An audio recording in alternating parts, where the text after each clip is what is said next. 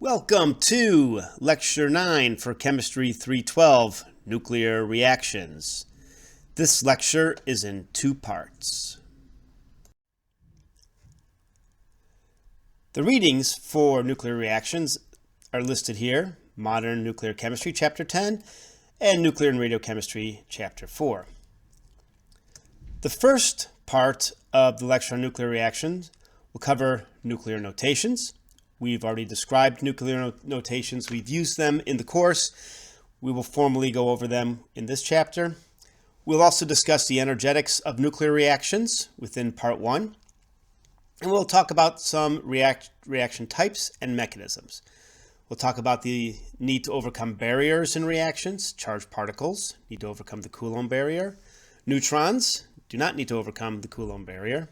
Big difference in the way neutrons and charged particles react.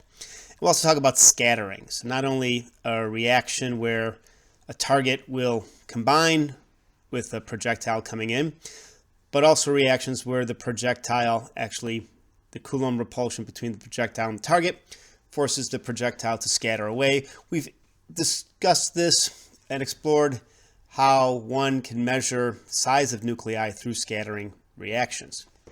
Then we'll end Part 1 where we'll talk about nuclear reaction cross-sections. We've introduced the term cross-sections. We've used their values in equations to calculate yields from nuclear reactions.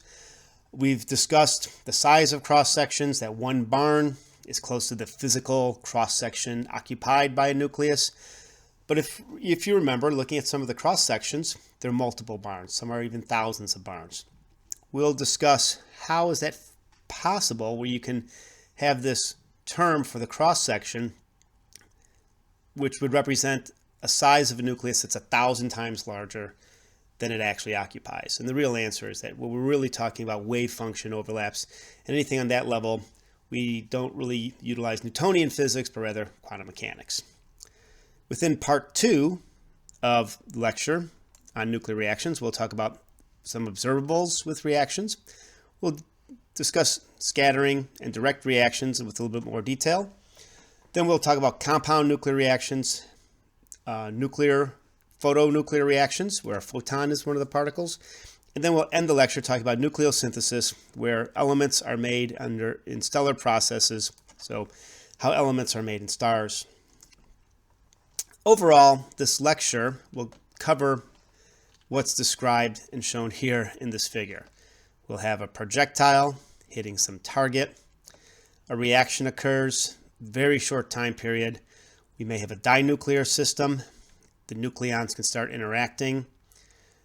This reaction product can then reseparate before complete fusion. It could swap some nucleons.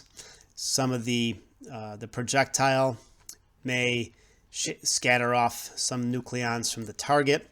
And as is shown here, we can get a number of different products from this reaction. There's also a possibility that this dinuclear system fuses to form this compound nucleus, where we have one nucleus that is a component of both the target and the projectile. This compound nucleus can de-excite by breaking up, by fissioning, by having a segment of it come off, or the compound nucleus can actually remain together and de-excite through emission of photons. So we can go everywhere from this initial reaction to make all sorts of products, and each one of these products can be described with a cross-section. We'll describe within this lecture how cross-sections can be measured. We already know how to utilize them, and we'll explore different ranges of cross-sections and cross-sections for different types of reactions. We'll start off talking about nuclear reactions, just defining them.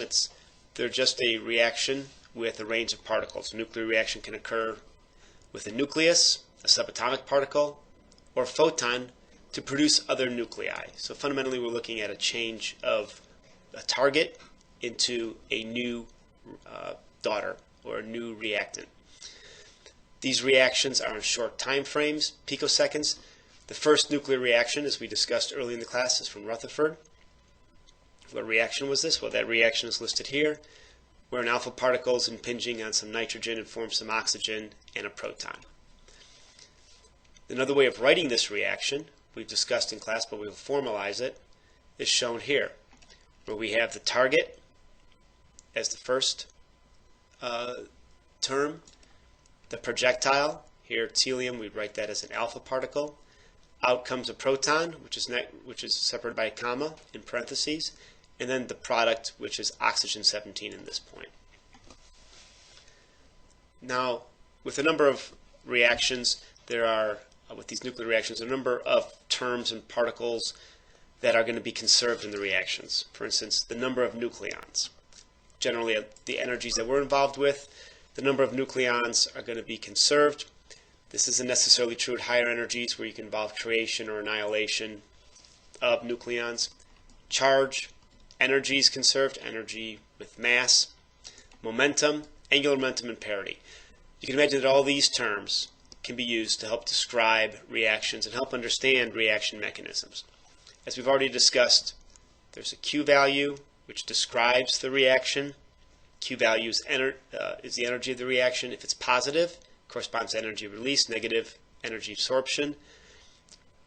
And Q value, as we discussed earlier, is energy in terms per nucleus transformed. We can use some of this energetics to get an idea of the overall reactions involved in nuclear reactions. So if we take the reaction we discussed on the earlier page, we calculate the Q value for this reaction. The Q value is a little bit under, it's just around -1 MeV. Now to describe this sort of reaction, can talk about this on a per molar basis, so we can compare it with a chemical reaction. We use a conversion term of 1 MeV is equal to 1.6 times 10 to the minus 13 joules. So we can describe our reaction from MeV to atom into joules per mole, and we see that this reaction winds up being on the order of 1 times 10 to the 11th joules per mole. And it's these reaction energies are so large that mass change is observable. It's good to remember that chemical reactions tend to be on the order of kilojoules per mole. And that's one of the reasons this is a reaction that requires energy. But for instance, fission, which gives off energy, shows why that can have such high energy densities.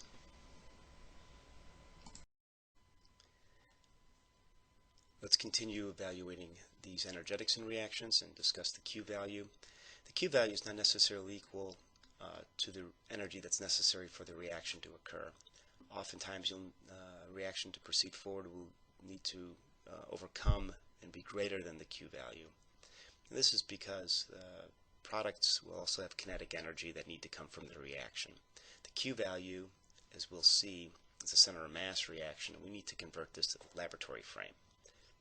This is due to the fact that there's conservation of momentum. The particle kinetics energy must be retained as products kinetic energy. So in other words, all the energy of the system that's defined by the Q value is not necessarily available just for the reaction. Some has to go into moving the resulting products. And the amount that's retained as kinetic energy of product is based upon the projectile mass. The retained kinetic energy becomes smaller as the target increases with the equation that's listed here, where if I take the Q value and multiply it by the fraction of the mass of the projectile divided by the mass of the projectile plus the mass of the target, I'll get something called the equation for the kinetic energy that's necessary for the equation. We'll see this is going to eventually come into something called the threshold energy. Now let's look at this and think about what does this mean for a reaction where I have something where I'm making compound nucleus. Let's make this relatively straightforward reaction. Curium plus oxygen 18 going to rutherfordium 266. What does this mean if I either accelerate oxygen into a curium target or curium into an oxygen target? Well, if I accelerate the curium into an oxygen target, I use the curium as a projectile, this value, this kinetic energy, is about equal to the Q value. So we see because it's equal to 248 divided by the sum of 248 plus 18. Now, if we go the other route, which is actually done experimentally, where we accelerate oxygen into curium, we wind up with only the kinetic energy being a smaller fraction of the Q value. This is one reason why you often accelerate the light particle into the heavier target.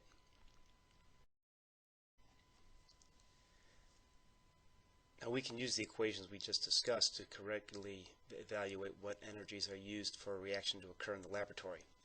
And what we need to do, we need to consider both a laboratory and center of mass frame.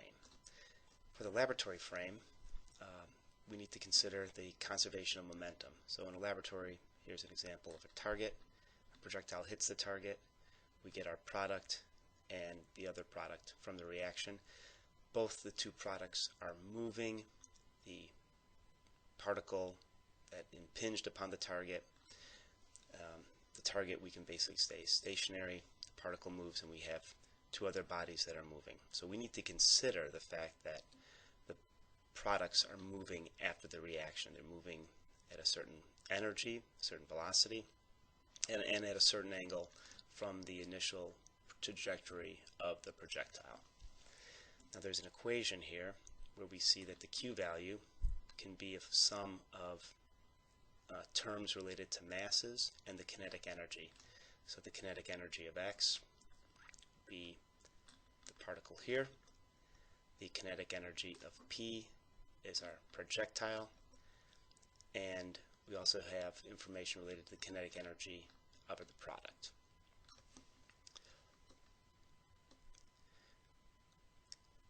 And this allows us to consider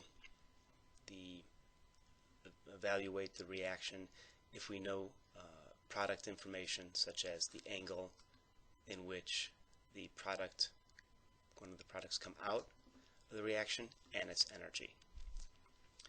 We can find the Q value if that angle and the kinetic energy of X are measured and particles known. So if I look at this equation up here, I see that I have certain terms where the Q value is a function of different kinetic energies. This equation here relates these kinetic energies to values that could be measured, masses, and something that's known from the experiment, such as the initial kinetic energy of the particle. So if one can measure the angle and the particle kinetic energy, one can find the Q value of the reaction. Now for center of mass, where we often do equations, the total particle angular momentum is 0. In this case, it's as if the products and the reactants are hitting each other, and we get a center of mass frame that looks as shown here. We can talk about the kinetic energy from the center of mass and evaluate the two equations where we relate the kinetic energy of the center of mass and the kinetic energy of the lab, and it just winds up being equal to the kinetic energy of the center of mass is equal to the lab times a ratio of the mass of the particle and the sum of the mass of the particle and the mass of the target.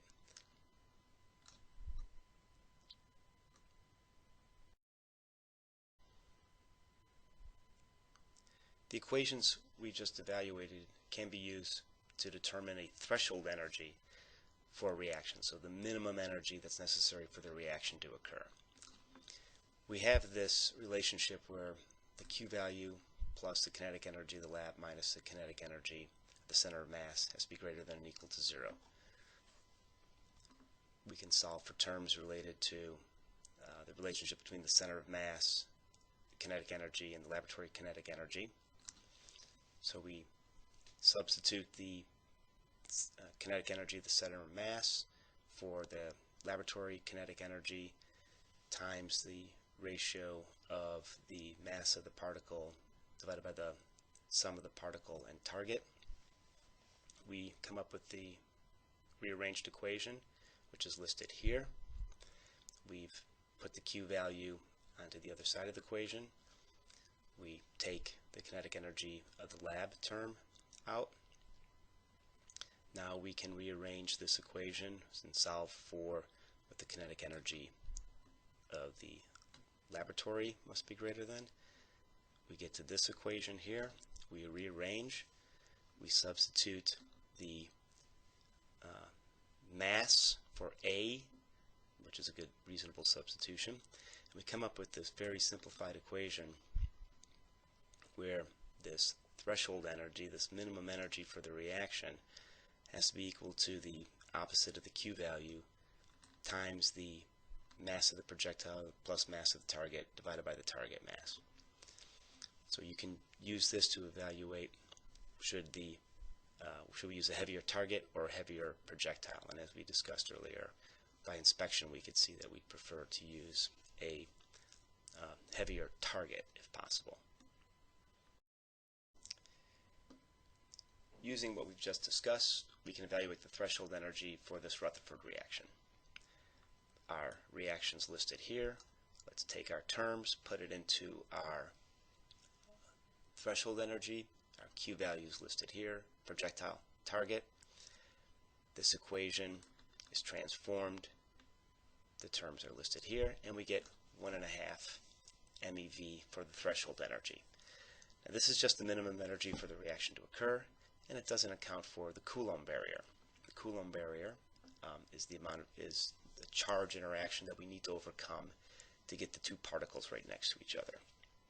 The Coulomb barrier comes from the fact that I've got to take these charged particles and contact them. So the equation for the Coulomb barrier is listed here is a function of the charges, and this is our term describing the charges, divided by the radii.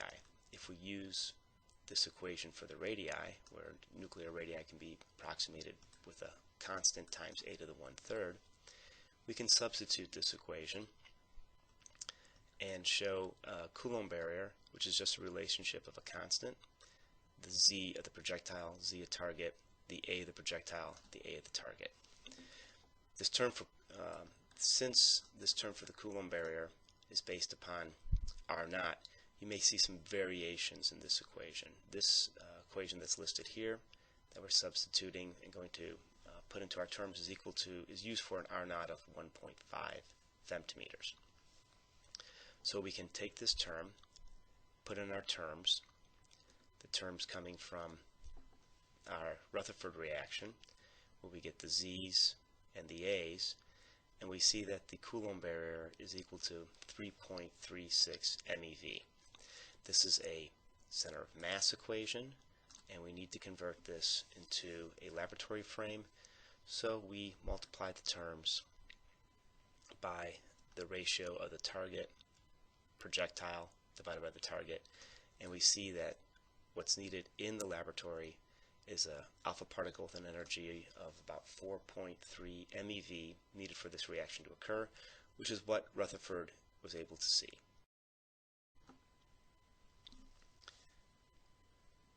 The values for cross sections as we look in the chart of the nuclides can be well under a barn to many thousands of times a barn.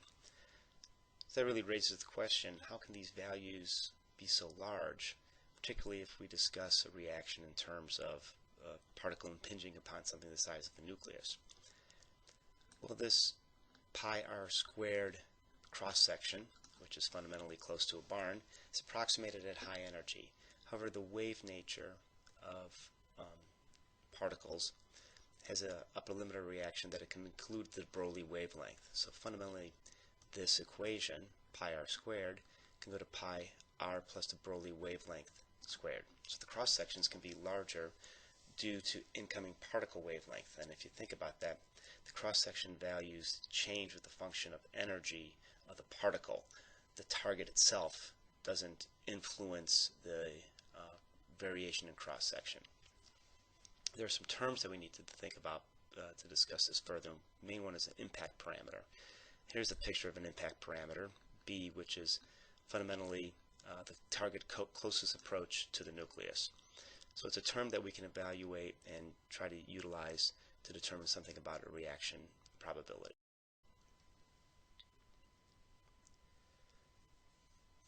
we can evaluate the cross-section through using the impact parameter and the system angular momentum along with the de Broglie wavelength, where this impact parameter can now be replaced by this quantum term, the angular momentum, and the de Broglie wavelength, the wavelength of the particle. Now we can look at this, and the impact parameter can have any value between 0 and r.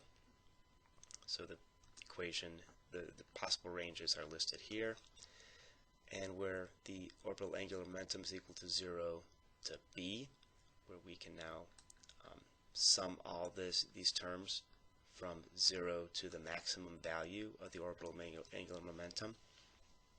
And we can see that the cross-section is now going to be based upon a summation of the system angular momentum cross-sections related to the impact parameter. And it's for this reason that nuclear reaction cross-sections can be much larger than the nuclear geometric cross-section, so the physical space. And this is really manifest by slow neutron reactions. Some of the details that we just discussed are listed here, where the cross-section for any angular momentum can be derived from this equation. And we can see that if we take this equation and expand it, this is for a given angular momentum, expand it for all the angular momentums, we can see that this equation winds up expanding into this term. And fundamentally, the cross-section now expands to the different angular momentums. And this represents a summing term, which is the reason that the cross-section can be much larger than the geometric mean. Now, one of the things that are somewhat limited in this, this is a good general trend for slow neutrons. However, there are some physical parameters in cross-sections that prevent values from, or that force values to change as a function of energy. So here's what we just discussed for the thermal neutrons. Their low energy resonances are large. These cross-sections are large. As the energies increase, the de Broglie wavelength changes. It becomes much smaller, and the cross-sections start coming towards, say, physical sizes. Now, charged particles, which are shown here, they have to overcome the Coulomb barrier, as we discussed with the threshold energies. So there are certain energies which we will not have any nuclear reactions. So those cross-sections start low, they increase, and they eventually start going towards geometric cross-sections.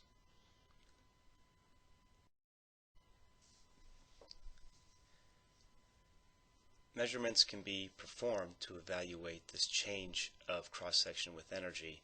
Those are called excitation functions. And as we see here, there's some data for this. Is a experimental. These are calculations. The experimental is for a proton-induced reaction on copper-63. We see that if we hit copper-63, everything here has a proton. The products that come out could be a neutron, proton-neutron, proton-2-neutron, or 2 neutrons. So if we perform a reaction, we provide information about the products, we can get cross-sectional data by looking at the change of the product concentration as a function of energy. We can actually perform these experiments simultaneously if we have number of different targets in a system. So if I put in a number of different copper foils and I expose this to a single beam, each time that beam passes through one copper foil, it'll decrease in energy. So I can evaluate different energies and obtain data from multiple reactions at a given time. Now, if I were to go to the chart of the nuclides and look what would happen if I added a proton to copper-63 and emitted a neutron, or proton and neutron, or proton 2 neutrons, or 2 neutrons, I would see that I would have a range of different products. We can evaluate these products through their radioactive decay, measure their rates of formation, and if we measure their rates of formation, or the total amount that was formed, we can get the cross-sections. So we see that we can provide that for a reaction with many different outcomes or different particles outcomes, for instance a proton or a neutron. And here's an example of a reaction where we just get 2, 3, 4, or 5 neutrons out. Now this is experimental, this is calculated, and the reason we'd be interested in these calculations is that if we wanted to perform this experiment with calcium and berkelium, we'd want to get an idea of what energy we should perform the experiment at. And if we see we have the center of mass energy on the order of 210 will give us the 3N reaction maximum, 215 will give us the 4N reaction maximum, and we'll also get an idea of the cross-section here listed in picobarns, so you can get an idea of the rate of formation. A final comment we'll make on reactions has to do with the barriers from the charged particles.